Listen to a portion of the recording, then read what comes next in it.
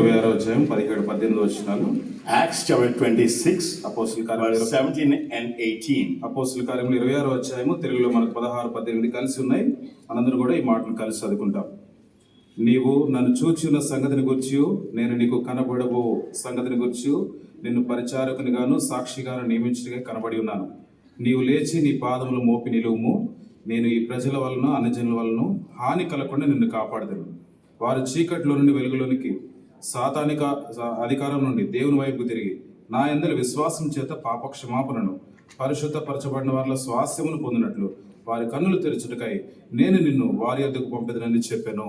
We all know that we are in Lord Jesus Christ. మనందరికి కూడా తెలిసిన సంగతి, మనం ఎరిగిన సంగతి, మనమందరం కూడా ప్రభువైన యేసుక్రీస్తు. We also know that we are the members of the body of Lord Jesus Christ. మన యేసుక్రీస్తు ప్రభువారి శరీరంలో అంగములుగా ఉన్నామన్న సంగతి కూడా మనం ఎరిగిన వారం. That's why Lord Jesus Christ said, "Go to my brethren and say, my Father, your Father, my God, your God." అందుకే యేసుక్రీస్తు ప్రభువారు చెప్పిన సంగతి, మనతో చెప్పిన సంగతి, మీ సహోదరుని వద్దకు వెళ్ళి, పొరుగువాని వద్దకు వెళ్ళి, నీ తండ్రి నా తండ్రి ఒకడే ఉన్నాడు అన్న సంగతి చెప్పన్నాడు.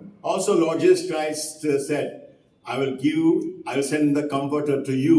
యేసుక్రీస్తు ప్రభువారు మరొక సంగతి కూడా ఈ విధంగా చెప్పారు, ఆదరణకర్తను మీదకు పంపుతున్నాను అన్నాడు. 1 John chapter 4 he says, please turn to 1 John chapter 4. మొదటి యోహాను 4వ అధ్యాయము verse 13. 13వ వచనం. Please read, brother. మొదటి యోహాను 4వ అధ్యాయము 13వ వచనం. దీనివల్ల మనం ఆయన యందు నిలుచున్నామనియు ఆయన మన యందు ఉన్నాడని తెలుసుకొనుచున్నాము.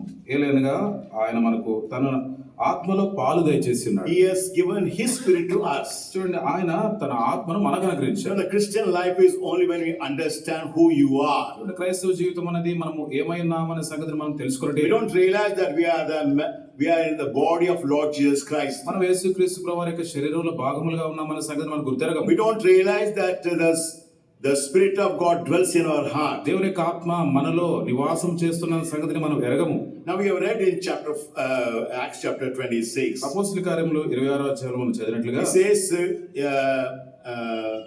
I send thee to open their eyes and turn them from the darkness to light.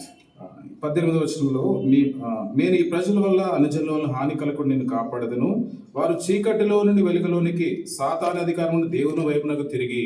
God hath given us the responsibility that we should turn from people from darkness to light. చీకటిలో నుండి వెలుగులోనికి ప్రజలను మళ్లించాలని దేవుడు ఎంతో అద్భుతమైన ఆ యొక్క బాధ్యతను మనకు అనుగ్రహించాడు. You must know that the Creator created the whole universe with His own words, but to save people, God's given us the responsibility.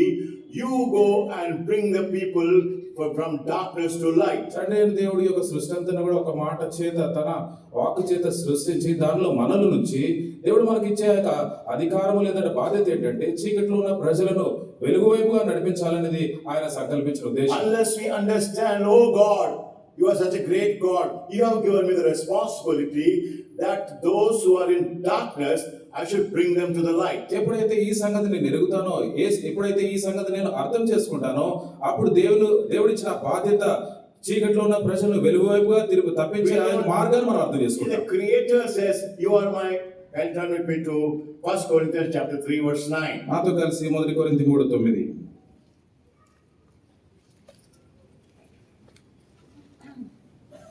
1 Corinthians chapter 3 verse 9.